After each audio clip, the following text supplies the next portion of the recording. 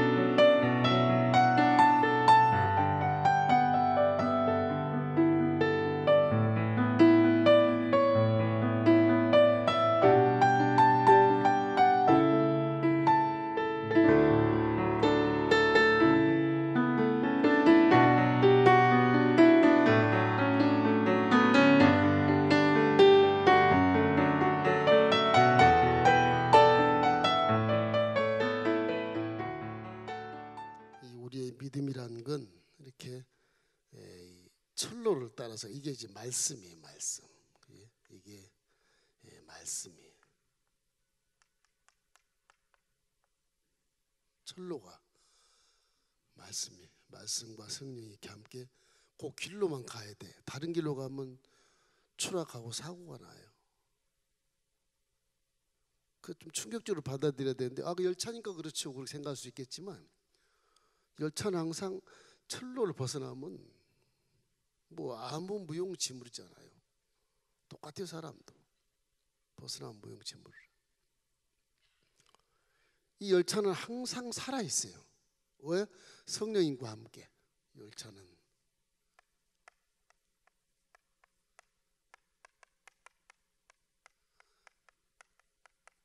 살아있다. 그리고 함께 가는 겁니다. 혼자 가는 게 아니에요. 함께 가. 신앙생활이라는 것이 이렇게 세상에 강을 넘고 산을 넘고 골짜기를 넘어서 막 가도 야 이게 참 너무 험하잖아요. 험하니까 너무 진해 이게. 너무 험하니까 강 넘고 산 넘고 가도 철로가 놓아져야 건너가지. 고난을 당해도 말씀에 철로가 놓아져야 쉽게 건널 수 있지. 그 뭐 열차가 철로가 없으면 전혀 무능하고 이길 수 없는 거잖아요. 내게 능력 주신 자 안에서 내가 모든 것을 할 수 있다. 그건 말씀이 딱 서 있어야 할 수 있는 겁니다. 이게.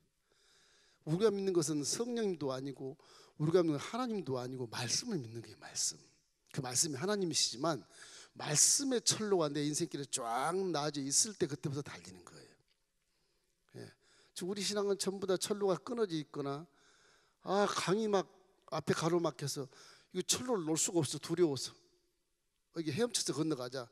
못 건너겠다. 주저앉는 겁니다. 이게.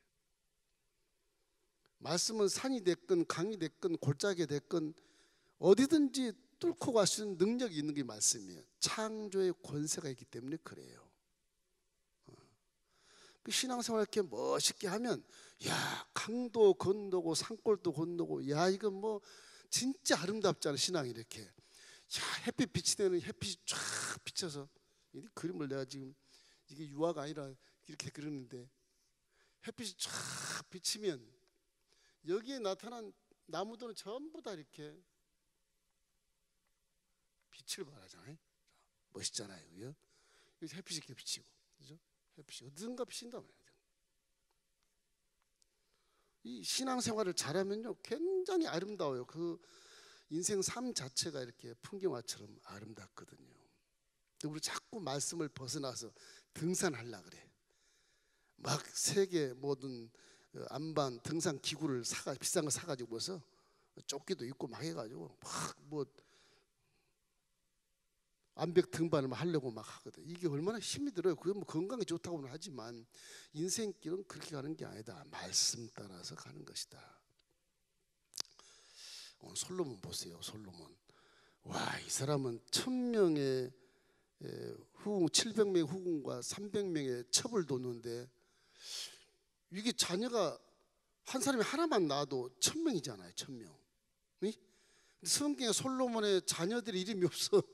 르호밤 딱이고 르호밤이 이게 누구 여자 자식이냐 그러면 암몬 사람. 이게 너무 웃기잖아요. 그 암몬 사람. 갈릴리 호수 이렇게 있고 요단강에 흐려요. 사해가 이렇게 있습니다. 이게 예루살렘. 이쪽이 이제 암몬이야. 암몬. 이거 모압. 이쪽은 에돔. 이 블레셋이 이쪽에 있어요. 지도 그리면 뭔가 그러시는데 자꾸 보셔야 돼. 그래야 알아. 자꾸 보셔야 돼. 내가 뭐 교수라서 이렇게 한 건 아니에요. 성경에 대한 근거를 말씀해 주는 거예요. 성경은 그냥 쓴 것이 아니라 이 근거가 다 있어요. 역사적으로. 지금 현재도 가면 이게 지명들이 있어요. 지금도 말의 변치 약간 다른 말로 이렇게 변화된 건 있지만 이 암몬 여자가 지금 예루살렘에 와서 솔로몬의 첩이 됐거든. 그 아이가 왕이 돼요. 르호보암. 근데 이게 예루살렘 여기 원래 12지파가 속한 이 땅에 있는 이 족속이 아니고 어떻게 이방 족속의 아들이 왕이 되냐는 거죠. 솔로몬이 말씀 따라 잘 살았다고 해도 자녀 교육은 실패한 거예요. 인생 실패한 거예요. 6천년 역사라고 하지만 아담에서부터 아브라함까지 2000년, 아브라함에서부터 예수까지 2000년, 예수부터 지금까지 2000년, 그렇게 이제 6000년을 잡고 있습니다. 근데 뭐 솔로몬이 부귀영화를 굉장히 많이 누렸다. 그러면 그 인생은 실패하는 거예요.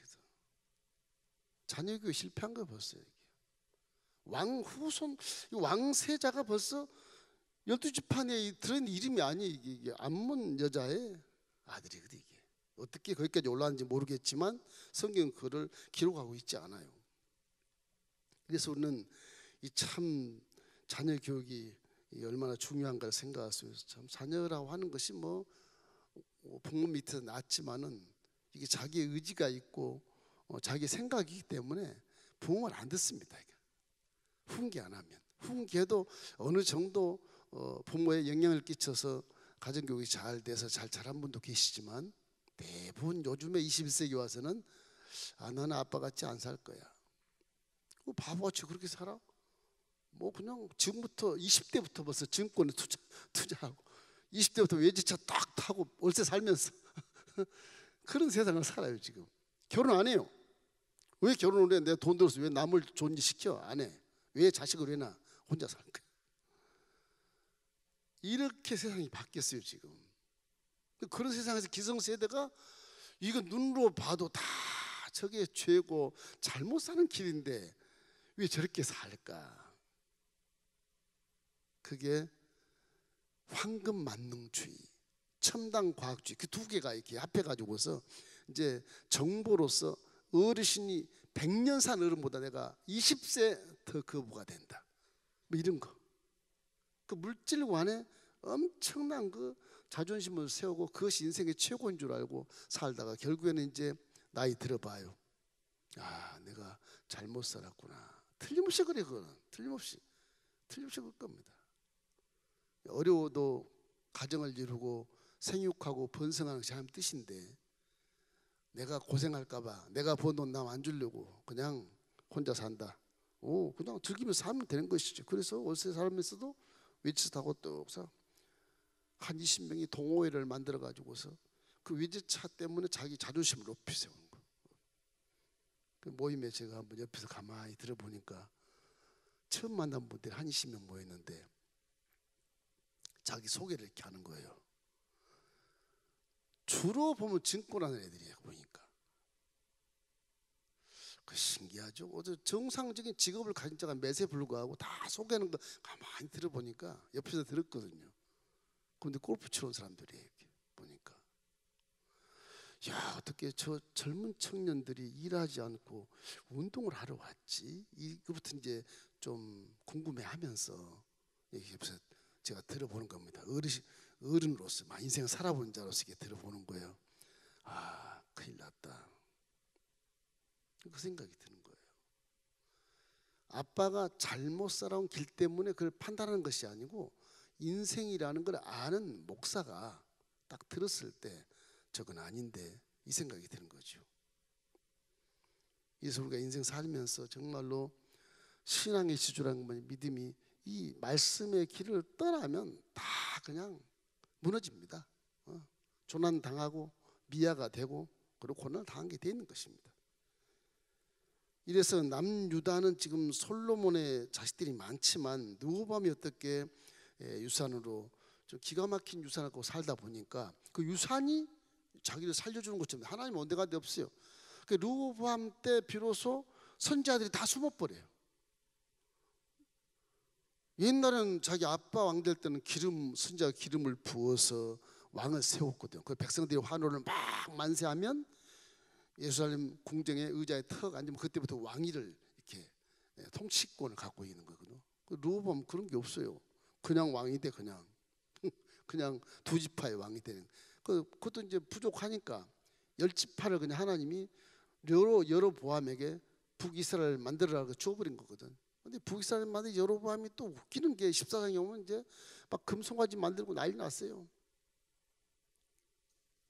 다윗과 솔로몬이 궁을 짓는 데 열심을 다하고 세금을 많이 갖고 노역을 많이 시키니까 와 이제 못 살겠다. 아무리 하나님을 잘 믿고 마음이 아파하고 솔로몬처럼 영광을 다 누리고 국민들을 이렇게 잘 다스린다 해도 아 이제 죽겠다. 이게 무슨 잘 사는 거냐. 왕만 잘 살지 백성은 가난하다. 이런 결론이 떨어지는 거예요. 그러니까 르호보암을 무시하는 거예요. 이제 그 왕 된 거를. 그래서 르호보암이 네가 왕이 되면 좀 세금 적게 걷고 노역 적게 하고 왕궁 짓지 마라. 이게 뭐 백성들이 뭐 노예로 살다 죽냐. 그래서 르호보암이 돈은 많겠다. 황금이 뭐 다 유산을 물려받았으니까 자기는 똥똥을 살겠지만 왕을 해야 되니까 이게 지혜가 있어야 하잖아요. 노인들한테 물어봐요. 아 노인들이 하는 말이 아 당신 할아버지와 아버지는 참 훌륭한 왕이신데 요 노역을 많이 시키고 궁을 너무 많이 지어서 백성들이 지금 가난에 허덕이고 있다. 그러니까 세금을 좀 낮추고 노역도 좀 낮추고 백성들을 사랑하는 그 왕이 된다면 백성들이 다 칭찬할 것이다. 옳은 말을 들었으면 좋겠는데 아 그래요? 알겠어. 그 젊은 사람들은 막 좀 회의를 해. 젊은 사람께. 젊은 사람 뭐라 하냐. 왕이시여 지금 당신이 백성을 안 잡으면 목덜미 안 잡으면 물러나게 돼 있어. 아버지보다 더 강하게 세금 더 걷고 노역도 밤까지 막 시키고 그렇게 해. 그래야 왕권을 유지할 수가 있어. 뭐 인생을 못 살아보니까 르호보암이 정말로 이 말씀을 이렇게 읽지 않았기 때문에 르호보암처럼 유산이 많은 자는 없어요. 사실은 이 세상에 왕권을 유산으로 받았지 금은 부하가 가득 찼지. 거기에다가 다윗이 만든 시편 인생은 이렇게 살아야 된다. 하나님을 경외하고 살아라. 자기 아버지 솔로몬이 만든 잠언이 딱 들어있거든요. 그것만 읽어도 아, 인생이 무엇인가를 알 수 있고 통치를 잘할 수 있을 것인데 그건 딱 제껴놔요. 복사본이 다 왕자 옆에 있어요. 우자 옆에. 그걸 딱 내려놔요. 내려놓고 청년들 말처럼 이제 막 무기를 가지고 협박을 해서 백성들을 다스린 거예요. 그러니 뭐 백성들이 따르겠습니까? 결국은 지난 시간에 얘기했던 것처럼 아이야 선지자가 새 옷을 입고 와서 쪼가리를 12개를 만들고 10개를 그냥 여로보암에 주어버린 거예요. 여로보암은 장군도 아니고 성경 용사란 말 한 줄 있지만은 그 뭐 감독이기도 감독, 공사장의 감독이란 말이에요. 그 사람에게 내가 너 10지파를 주마, 나라를 만들어라. 그래서 이제 르호보암과 함께 대적하는 그런 나라가 되기 때문에 결국에는 남유다는 2지파지만 하나님을 그대로 믿게 되고 북이스라엘 10지파는 남유다가 반대되니까 하나님 필요 없어. 하나님 맨 노역만 시키고 세금만 걷어서 필요 없어. 그래서 금송아지를 만드는 거예요. 세겜하고 단에다가 금송아지를 만드는 거예요. 세겜이 이 정도 있어요. 세겜. 세겜하고 단, 요 단에 금송아지를 만들어. 금송아지. 그래서 이제 이 38성 같이 사마리아 땅 밑에 충격이 왔어요. 여기서 못 넘어가요. 네, 못 넘어가요. 이게 안 되는 거예요. 그래서 이 지역 전체를 다 아울러서 여로보암이 밖에도 못 들어오고 안에서 못 나가게 그냥 여기서 금송아지 신을 섬기는 거예요. 여기는 야훼 신을 섬기는 거고 하나님 신을 섬기는 거고. 그래서 이제 사상이 바뀌어요. 같이 하나님을 믿다가 딱 잘라서 우리는 하나님 전혀 아닌 세상 황금 만능주의를 믿는 거고 여기는 하나님 믿는 거고. 그래서 나중에 이것이 문제가 돼서 북이스라엘 이것이 나중에 북이스라엘 왕국으로 명칭이 나오지만 원래는 이게 에브라임 지파, 에브라임 지파가 명칭에서 올라가요. 이게 그 왕 자체가 에브라임 지파가 그 10지파에서 최고로 컸기 때문에 그래요. 남쪽은 유다 지파가 제일 컸으니까 베냐민 지파는 조그마니까 유다 지파, 네 지파가 있지만 그건 다 하나님을 섬기는 그런 제사장 지파이기 때문에 지파로 치지 않습니다. 그래서 북이스라엘 왕국, 남유다 왕국 이렇게 딱 논하죠. 한국같이 이렇게 딱 비슷해요. 이게 이스라엘과 지금 이북과 우리나라 보면 비슷합니다. 사상도 정반대고요. 결국엔 대치하게 되는 거죠. 이들이 바벨론 포로 잡 11기 시대 끝나고 바벨론 포로 잡아 돌아왔어도 요 북의 이스라엘 이 사마리아 사람들을 성벽도 건축 못하게 하고 성전에 오지도 말라고 그래요. 너희들이 무슨 유대인이냐 무슨 선미냐 아니라는 거죠. 그게 막 싸움이 일어나고 그래요. 민족끼리 꼭 우리나라 똑같아. 이게 똑같아요. 이것은 남유다와 북이스라엘의 그 하나님께 범죄한 건 다 하나님 말씀에 불순종했기 때문이다. 그래서 사람은 하나님 말씀에 순종해야 된다.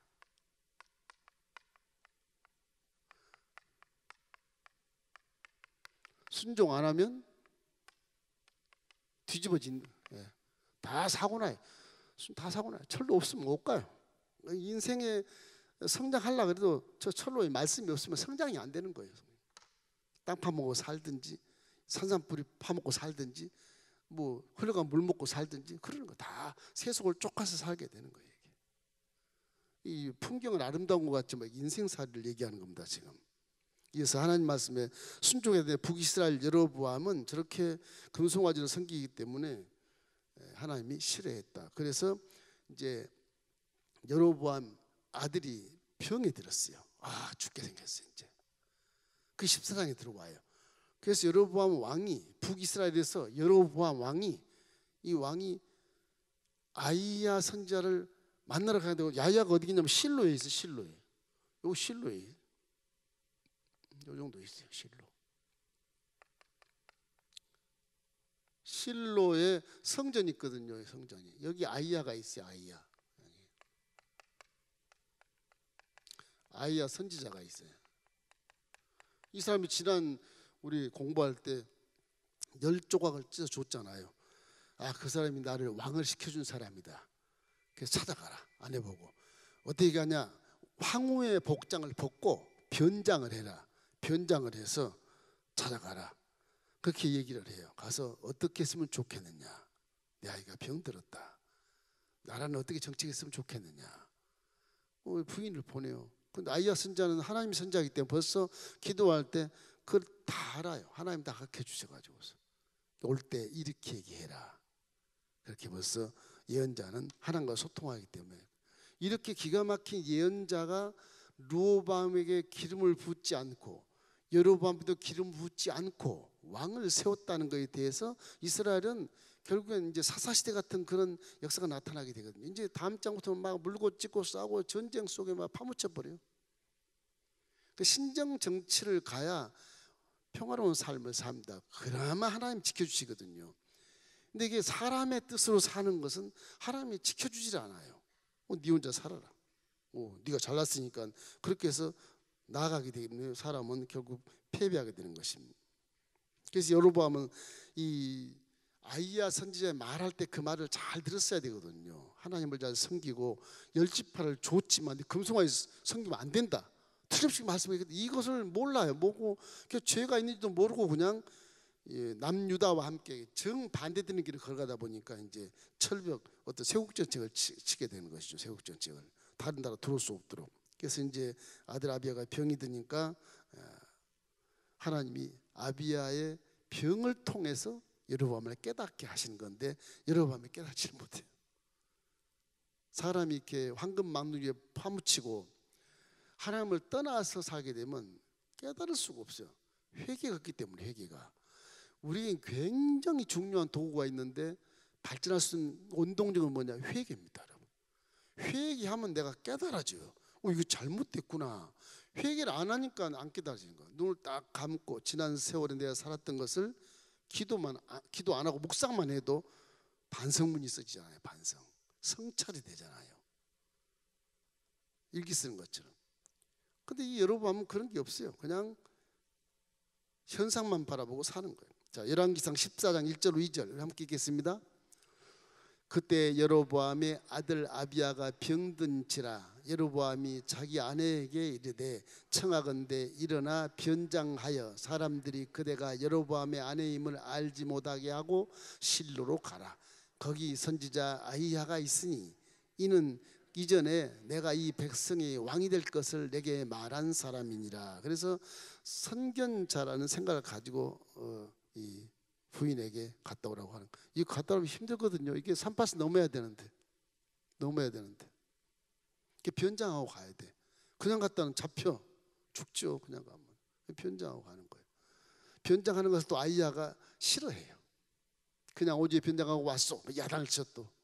변장하고 죽는데 사람 생각은 죽어요 이게. 근데 진실로 선지자를 만나러 가는 사람 북한에서 여기 와도 하나님이 지켜주신다. 그런 의도.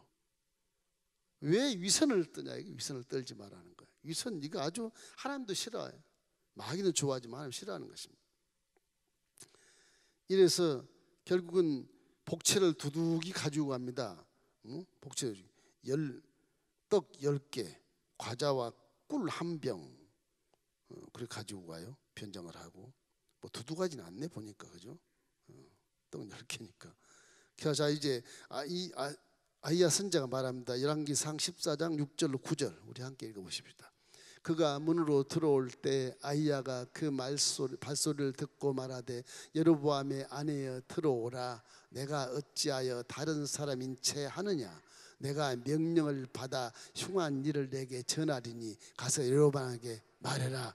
이스라엘의 하나님 야훼의 말씀이 내가 너를 백성 중에서 드러내 백성의 이스라엘을 주권자가 되게 하고 나라를 다윗의 집에서 찢어내어 내게 주었거늘 너는 내 종 다윗이 내 명령을 지켜 진심으로 나를 따르며 나 보기에 정직한 일만 행하였음과 같지 아니하고 내 이전 사람들보다 더 악을 행하고 가서 너희를 위하여 다른 신을 만들며 우상을 부어 만들어 나를 노엽게 하고 나를 내 등 뒤에 버렸도다. 이제 하나님이 하신 말씀은 선지자가 하는 말씀 하나님이 하신 말씀이거든요. 그걸 아내에게 명확하게 말씀해 주는 것입니다. 이래서 하나님 앞에서 살지 않고 사람 앞에 사는 것처럼 이렇게 변장하는 그런 마음도 좋지 않다. 그리고 왕을 쪼개서 네 남편에게 줬는데 그 제대로 다시도 못하고 그리고 계명을 안 지키니까 다윗처럼 안 지키니까 그럴 수밖에 없다. 그리고 더더군다나 우상 숭배를 가장 싫어하는 질투의 하나님인데 우상을 숭배했기 때문에 나라가 망하게 된다. 그래서 10지파를 잘 다스렸으면 그래도 이게 어떤 그 유다 지파의 그 후손이 아닐지라도 이렇게 10지파 말씀만 잘 지키시면 굉장히 땅도 크고 지파도 대다수니까 민주주의 형식에서도 뭐 투표하면 이길 수 있는 그런 곳이니까 같이 하나님 믿었으면 참 좋았을 뻔한데 이상하게 여러보암이 이렇게 금 송아지를 만들어서 이 우상을 숭배해 버리니까 하나님이 그걸 진노해 버린 것입니다. 예사야가 하는 말이 부인이 성읍 안에 이제 기우고 하면 아들이 죽을 것이다. 그 말 들어보면 아들이 죽어버려요. 이 북이스라엘의 모든 신하와 그런 가족들이 다 슬퍼했다. 이런 그 성경에 써 있습니다. 그래서 아이야가 말하는 그 아이가 죽은 것은 가장 복 있는 거라고 그래요. 아이가 많이 안 자라서 죄를 적게 짓는 것이니까 아이는 묘실에 장사되지만 니네들은 다 멸망한다 그래요. 나중에 한 200년 지납니다. 한 200년 지나서 예후의 손자 요시야라는 사람이 있어. 그 사람이 나중에 결국에는 이 아수르에 먹혀가지고서 조공을 바치다가 그 후대들이 계속 가다가 결국은 예수님 오기 전 722년 때 아수르에 멸망을 당해요. 완전 멸망을 당해요. 그 안에 뭐 한 6, 7번씩 쿠데타가 일어나가지고 왕이 자꾸 바뀝니다. 이렇게 네, 바뀌어요. 이 금송아지 섬길 때 이 여로보암은요 제사장도 백성이에요. 레위지파가 아니고 백성을 제사장을 만들어요. 직분을 줘가지고서. 그러니 하나님 얼마나 대노하시겠습니까? 이스라엘에 흩어버리겠다 그런 예언의 말씀을 또 아이야에게 주는 겁니다. 열왕기상 14장 14절 6절 16절 읽겠습니다. 야훼께서 이스라엘 위에 한 왕을 일으키신즉 그가 그날에 여로보암의 집을 끊어버리리라. 언제나 하니 곧 이제라. 야훼께서 이스라엘을 쳐서 그래서 흔들리는 갈대같이 되게 하시고 이스라엘을 그의 조상들에게 주신 이 좋은 땅에서 뽑아 그들을 갈라모 흩으시리니 그들이 아세라 상을 만들어 야훼를 진노하게 하였습니다. 야훼께서 여로보암의 죄로 말미암아 이스라엘을 버리시리니 이는 그도 범죄하고 이스라엘로 범죄하게 하려 하였습니다. 왕이 이스라엘 전체를 다 범죄하게 했으니까 이스라엘을 흩어버리는 것입니다. 이 요아스 왕이라는 사람이 남쪽에도 있어요. 요아스 왕이 남쪽에도 요아스 왕이 8살 때 왕 된 사람이 있어요. 그 그달랴가 왕손을 다 죽여버렸잖아요. 무슨 얘기냐 그러면 북쪽에 이 아방, 북쪽에 이쪽에 이제 아방, 아주 나쁜 왕이죠. 아주 악한 왕이에요. 아방과 남쪽에는 여호사밧 왕이 있어. 여호사밧 왕이 있는데 이 사람이 이 왕 때는요 혼인 동맹을 맺어요. 혼인 동맹. 혼인 동맹 맺어서 아방의 부인이 누구예요? 이세벨이잖아요. 이세벨. 저 시돈 땅. 이세벨 여인이란 말이에요. 요 시돈 땅에 있는 요 공주가 이 사마리아에 와서 이제 아합의 아내가 되는 거예요. 아내가 되는. 난 딸이 그달랴야.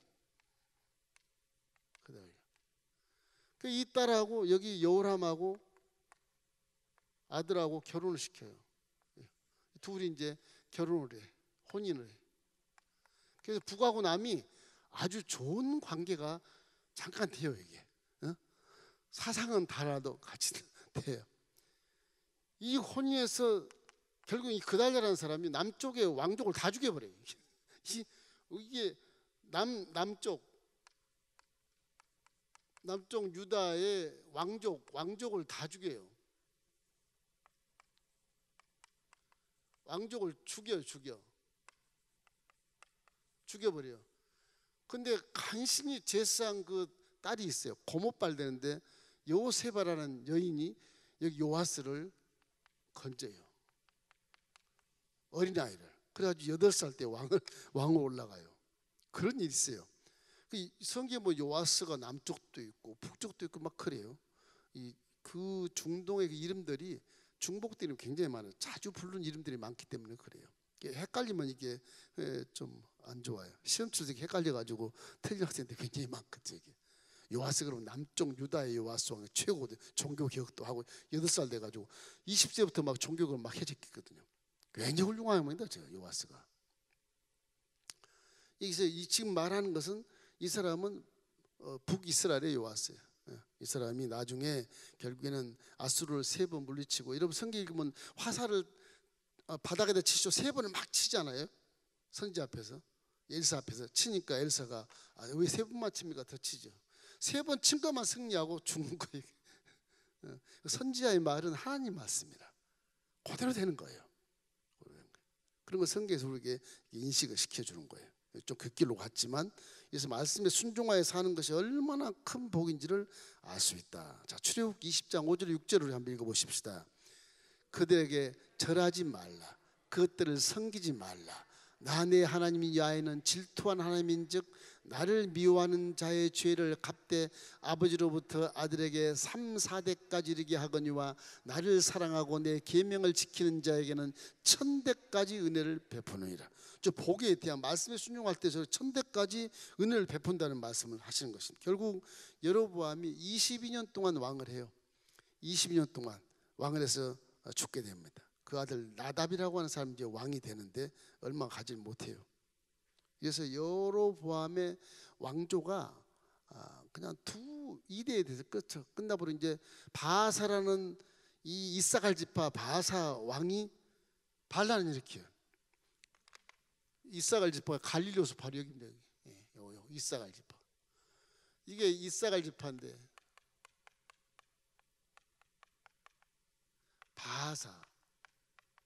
바사가 쿠데타를 일으켜요. 그래서 왕이 돼. 그 3대 왕이 되는 거예요. 이 북이스라엘 이렇게 금송아지 생기는 가운데 자꾸 쿠데타가 생기는 거예요. 막 백성들은 죽는 거죠. 그러니까 남쪽은 그래도 다윗 왕으로 쫙 내려가요. 르호보암이 약간 이렇게 부족했어도 그냥 르호보암 밑으로 쭉 또 내려가요. 왕이 아사를 통해서 쭉쭉 아들 통해 내려갑니다. 일대로 쫙 왕조 하나로 쫙 내려갑니다. 그러니까 하나님이 함께한 역사를 우리가 지금 증거를 보고 있는 거예요. 왕이 한 20명이 쫙 하나 자기 감으로 쭉 내려간 것이 남유다 왕국이요. 두 지파인데 약한데도 그건 뭐냐, 하나님이 보호하사 그대로 말씀대로 가는 거예요. 북이스라엘은 말씀대로 안 가요. 금송아지 섬겨버렸으니까 이게 막 뒤집어지고 엎어지고 한 6번 내지 7번 구태타가 일어나서 왕이 다 바뀌는 거예요. 이게 그 먼저 한 200년 전에 먼저 멸망해버려요. 그러니까 이 두 가지만 봐도 우리는 하나님 말씀 믿고 잘 따른 가문은 후회 없는 인생을 사는 것이고 번성한 것이고, 북이스라엘은 하나님 말씀 따르지 않고 이상신을 숭배하고 이방신을 숭배하고 우상을 숭배한 나라는 번번이 멸절되고 넘어지고 쓰러지고 자빠지고, 왜? 이 철로를 따라가지 않거든. 따라가지 않아. 뒤집어지는 거죠. 그걸 우리가 벌써 이렇게 깨달을 수가 있어요. 이 사건 하나를 통해서도. 그래서 항상 말씀에 절대 순종하기를 주의 이름으로 축원합니다. 말씀에 절대 순종하면 손해가 없어요. 오히려 복이 넘치죠. 천대까지 은혜를 베푸시느니라. 그래도 안 믿겠어요. 그래도 순종 안 하겠어요. 그래도 만약에 잔머리 굴려가지고 말씀은 이게 안 맞는 거야, 내 마음 맞는 것만 골라서 말하고, 그러면 안 돼요. 말씀이 그렇게 훌륭하다는 것을 생각해야 돼. 자, 남유다는 그럼 잘생겼냐? 이렇게 르호보암 열왕기상 14장 21절 우리 한번 읽어봐요. 솔로몬의 아들 르호보암은 유다 왕이 되었으니 르호보암이 왕이 오를 때 나이가 41세라 야훼께서 자기 이름을 두시려고 이스라엘 모든 지파 가운데서 택하신 성읍 예루살렘에서 17년 동안 다스리니라. 그의 어머니 이름은 나마요 암몬 사람이더라. 저게 이제 암몬 여인이 솔로몬과 동침해서 르호보암을 낳은 것이다. 암몬 사람이에요. 나마. 솔로몬이 잘못한 것은 너무 여인들을 많이 거느린 거예요. 너무 많이 거느린 거예요. 이방 여인의 자식이 들어와서 왕이 돼버리는 거예요. 그러면 이방의 우상이 다 들어오죠. 안 들어올 것 같아요. 엄마가 딱 있는데 몰록신, 예, 이런 밀곰이라고도 하는데 그 인신제사를 드리는데 아이를 잡아서 제단에 바쳐 태워버려요. 그 메사왕처럼 모압 암몬 다 똑같아요. 거의 문화가. 이렇게 메사왕도 자기 아들을, 큰 아들을 태워 번제를 드리니까 아이고 공개하지 말자. 그러니까 이스라엘 백성이 이제 멈추잖아요. 사람을 죽여버리는 거예요. 그 정도로 우상을 숭배하는 나라. 그 나라의 딸의 아들이 왕이 돼버리면 이스라엘은 날아가 버리잖아요. 남쪽인데 지금 남쪽인데 솔로몬이 할 수 없이 자식이니까 뭐 그냥 르호보암이 좋아서 세운 거였죠. 그래서 남왕국도 하나님 보시기에 그래서 악을 행하게 되는 겁니다.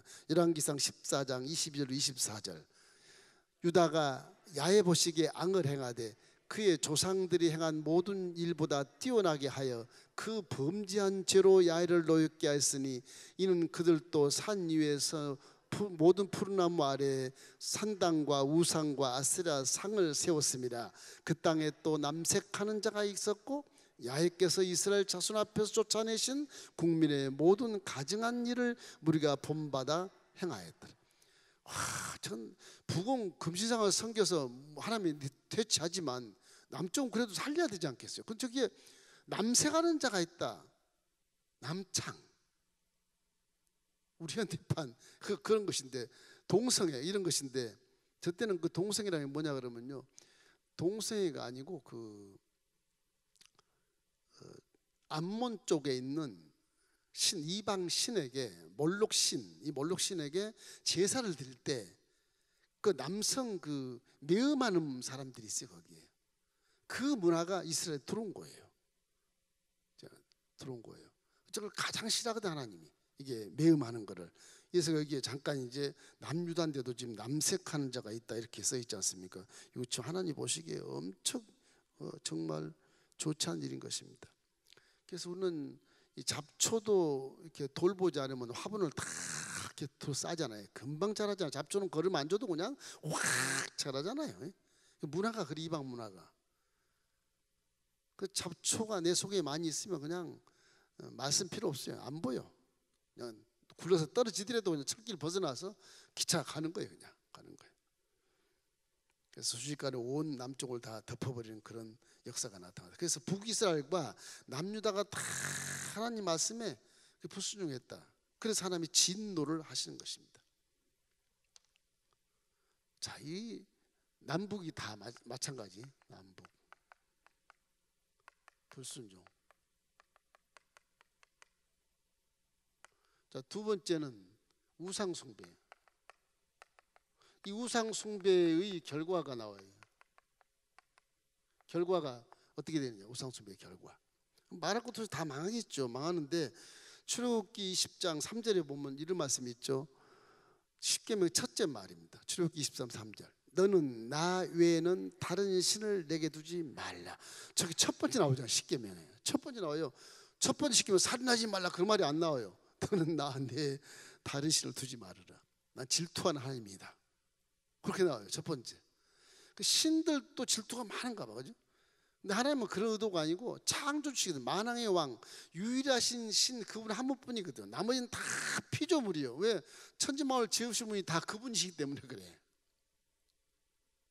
귀신도 다 귀신일 뿐이지 신이 아니에요. 다 천지만물 지어놓은 데서 사람이 만들어서 신을 만든 것인가. 금속 가지고 뭐 다. 그러니까 신은 유일신이지 많은 잡다한 신이 있는 게 아닙니다. 인도 가면 막 엄청난 범신론으로서 나무도 신이고 뭐 소도 신이고 호끼도 신이고 뭐 물도 신이고 다 신인데 그거는 피조물을 두고 사람이 만든 신에 불과한, 그건 샤머니즘이나 그런 토테미에 불과한 것입니다. 이래서 우리는 그런 것들은 아주 저급적인 신앙이에요.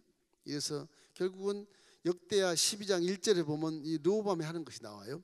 르호보암의 나라가 견고하고 세력이 강해짐에 그가 야훼율법을 버리니 온 이스라엘이 본받은지라. 저 왕이 저러면 다 본받게 돼 있어요. 르호보암이 교만해. 저기는 혼자 떵떵거리고 왕이 되고 유산이 엄청 많고 그러지 않아요? 전쟁 안 해봤지만 그막 율법을 버리는 거. 율법 옆에 의자 옆에 있어요. 이렇게 복사본이 다 있어요. 시편과 잠언이 있어요. 할아버지 아버지가 써놓은 게. 그걸 자꾸 읽고 왕이 공부를 해야 되겠는데 이건 대체 치워놓고 아버지 그 해놓던 문화정책, 여자가 많고 풍류가 많고 술이 많고 이런 정책을 따라서 하다 보니까 이건 뭐 대통령도 아니고 왕도 아니고 그냥 아주 조물하기 그런 신하에 불과한 그런 왕권을 가지고 했기 때문에 하나님이 버리시는 것입니다. 그래서 르호보암이 결국 산당과 아세라 신상, 뭐 몰록 신 이런 거 다 허락해 가지고서 이건 전부 다 르호보암이 잘못한 것보다도 아버지 솔로몬이 그렇게 문화를 만들어 놓아서 그게 된 거예요. 그 만약에 산당을 혁파하고 파괴해버리면 이제 반란이 막 일어나지 않겠어요? 엄마의 그런 이방 신들인데 가만히 있겠습니까? 그게 어머니 아들 난리를 치겠지. 그 야훼가 자꾸 사라지는 거예요. 그래서 결국 선지자들이 숨어버리는 거예요. 자, 이럴 때 이제 하나님이 유다를 위해서 북쪽에 이제 여로보암에게 아들을 죽여서 여로보암 깨닫게 한 것처럼 남쪽도 유다를 위해서 르호보암 그 유다의 다윗의 후손의 나라를 위해서 이제 손을 써요. 그것이 이제 애굽에서 공격이 오는 것인데 애굽에서. 요 애굽에서 이제 홍해가 이렇게 있어요. 홍해가 이쪽은 사우디고 이쪽은 이제 애굽이에요. 나일강이 이렇게 가서 이제 지중해를 흐르죠. 이 애굽에서 공격이 와죠. 애굽에서 공격이 와서 예루살렘 전체를 다 공격해요. 이 시삭이라고 하는 왕이 애굽의 시삭 왕이 공격을 합니다. 그래서 152개 성을 다 뺏겨요. 거의 다 전체를 다 공격한 거 시삭이. 그 남쪽 유다가 막 북까지 다 공격해서 뭐 했으니까 뭐 꼼짝 못하죠. 이 시삭이 공격을 해가지고 이제 이스라엘 점령해 버리는. 그래서 이스라엘이 유린당하고 결국 예루살렘 성전에 있는 금문 보화가 다 약탈당하게. 그러니까 예루살렘을 공격하는 것은 거기 금이 가득 차서 그래요. 그 금을 빼가려고 다 뺏겨가고 기물 성물 다 가져가고 결국 그렇게 됐어요. 이래서 시삭이 이 이스라엘 역사의 그 변형기 아주 모든 걸 빼앗아 가지고서 결국 이스라엘이 성경에 본 노시대로 전락해. 노시대로. 지난 시간에 우리 공부할 때 이 예루살렘의 그 경비원들이 금방패를 들고 있잖아요. 금방패 전부 뺏어갔어요. 애굽에서. 이제는 놋방패를 만들어서 신하들에게 줘요. 군인들에게도 주고. 놋방패. 뭐 전쟁터에 가면 철방패겠지만 이제 그 금이 휘황찬란한 그런 성전에서 문화가 이제 노수로 바뀌는 거예요. 이제 이스라엘의 이제 하락하는 해가 저무는 그런 것을 암시하고 있는 것입니다. 열왕기상 14장 25절 26절 우리 함께 읽겠습니다. 르호보암 왕 제5년에 애굽의 왕 시삭이 올라와서 예루살렘을 치고 야훼의 성전 보물과 왕궁의 보물을 모두 빼앗고 또 솔로몬이 만든 금 방패를 다 빼앗은지라 이제 금의 시대에서 노새 시대로 전락해 보는 거예요. 그렇게 많은 그 솔로몬의 영광이 사라지는 순간을 성경에서 말씀하고 있는 것입니다. 그래서 결국 시삭을 애굽 왕 시삭을 이제 도구로 사용해서 남유다는 이렇게 깨닫게 하고 북은 아이를 병들게 해서 깨닫게 하고 그렇게 해서 이제 하나님이 깨닫게 하는 그런 관섭한 모습을 볼 수가 있어요. 우리도 개인에게도 각기 다르겠지만 내가 잘못한 것을 하나님이 다른 것을 들어서 깨닫게 하시는 거예요. 하나님은 불꽃같이 보고 계신다는 것을 항상 우리가 믿어야 되니까. 그 무슨 일이 일어나든 좋게 생각하세요. 무슨 일이 일어났으면 하나님이 지금 일을 하고 계시는군 나를 위해서. 항상 그렇게 생각해야지. 하나님 어디 계셔? 뭐야 이게 이게 왜 이러는가 막 그렇게 하면 안 돼요. 하나님 일하시는구나. 그래 사람이 감당할 시험 밖에는 준 적이 없으니까 난 틀림없이 그걸 감당할 수 있으니까 하나님 나에게 앞에 이렇게 장애물을 두시는구나. 또박또박 확 밟고 일어서야 되는 겁니다. 그럼 믿음을 갖기를 주의 이름으로 축원합니다. 그래야 고난을 이기지 못 이겨요. 피하면 또 와요. 거기 피한다고 안 올 것 같아. 하나님 간섭하고 계신데 그건 네가 피하냐. 앞에다 또 똥 같은 고난을 또 나. 어차피 받고 가야 돼. 그걸 밟아야 내가 성장하기 때문에 그래요. 깨닫기 때문에. 항상 그걸 잊지 마십시오. 어떤 나쁜 일이 있건 좋은 일이 있건 전부 하나님이 개입해서 여러분에게 깨닫게 하려고 주신 은혜다. 그 고난 당한 것이 내게 유익이니라. 그 유익을 내가 깨달았더니 율례를 배우게 됐다 그러잖아요. 율례는 뭐예요? 복이요, 복. 그걸 깨달았더니 복 받는 말씀을 내가 배우고 다시 철도로 올라와서 지금 달리는 거예요. 그런 복을 받는 거예요. 할렐루야. 그런 거예요. 그래서 애굽의 시삭의 공격도 이런 의미에서 이 르호보암에도 아주 유익한 것이고 남유다 이스라엘에도 굉장히 유익한 것이다. 그래서 결국에는 이제 평화 시대가 딱 지나갑니다. 이제 노 시대가 왔으니까. 와, 그렇게 훌륭했던 솔로몬의 영광이 다 사라지고 틱틱한 그 녹슬은 그 노 시대에 들어가서 이 평화 시대가 사라지고 이제 불안한 시대가 오는데 이제부터 전쟁이 막 일어나기 시작하는 거예요. 15장부터는 그렇게 되는 거예요. 그래서 하나님 말씀에 순종해야만 나라가 보호되고 개인이 보호된다. 그것이 결론입니다. 사실 이게 결론. 자, 그래서 우리에게 중요한 것은 무엇이냐? 항상 하나님의 눈을 이렇게 의식하면서 하셔야 돼요. 하나님 나를 보고 계신다. 항상 그걸 그 코람데오라고 그래요. 어려운 말로 신학적인 용어인데 코람데오.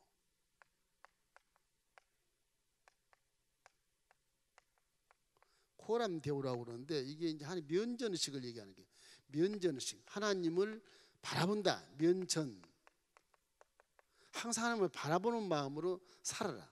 믿음의 존전케 하신 예수를 바라보라. 그 말입니다.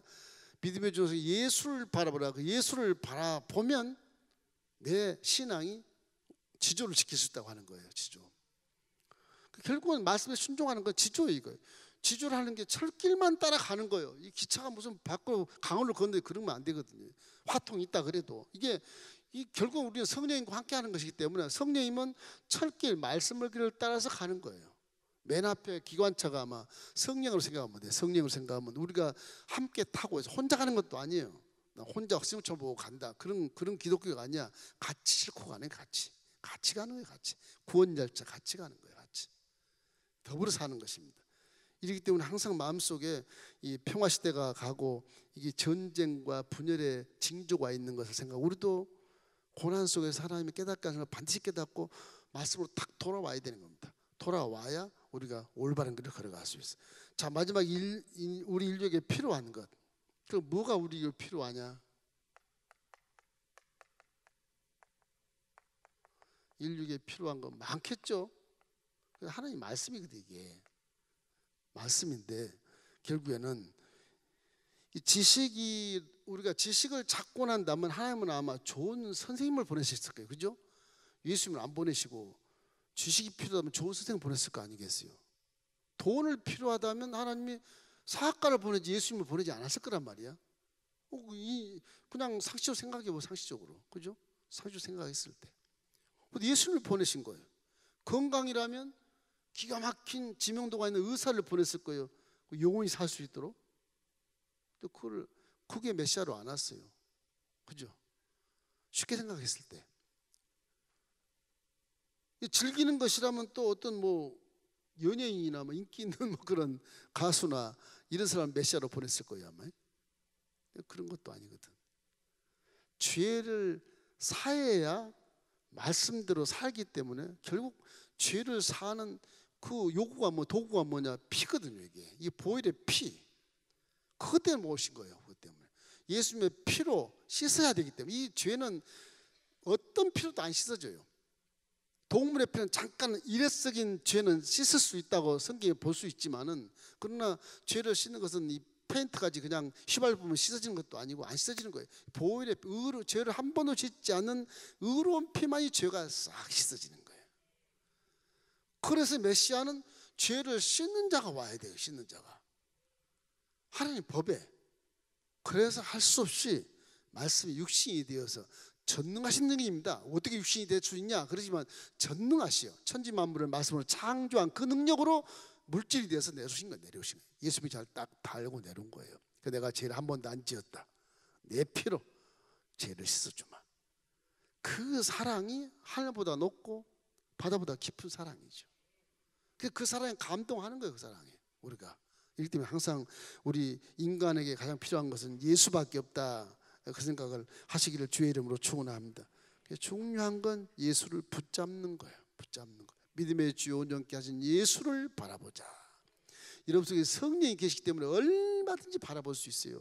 성령이 안 계시다면 조금 이해할 수 있다고 보지만, 용서할 수 있다고 보지만, 성령이 안에 계신데 예수를 안 보는 것은 그건 직무유기라. 직무유기. 내 안에 성령이 역사하는 통로가 바로 예수거든. 십자가거든. 십자가를 통해서 하나님 앞으로 가는 거거든요. 그 성령은 항상 십자가를 바라보고 계세요. 나는 자꾸 세상을 바라보고, 그럼 성령이 근심하시는 거예요.